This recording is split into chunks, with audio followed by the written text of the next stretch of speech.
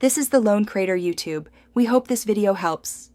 You begin by opening the client and entering a live game or practice tool. This ensures immediate testing. Once done, press ESC to open settings, then choose hotkeys and camera so you can rebind movement. Make sure to disable any conflicting third-party macros before changing controls. Doing that prevents accidental overrides. If you plan to use mouse software, open it now and create a profile for League of Legends. This saves time and isolates changes for quick testing.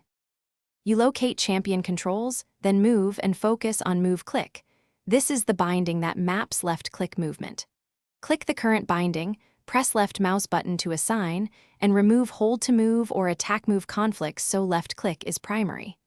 Once assigned, press apply and then save to store that profile.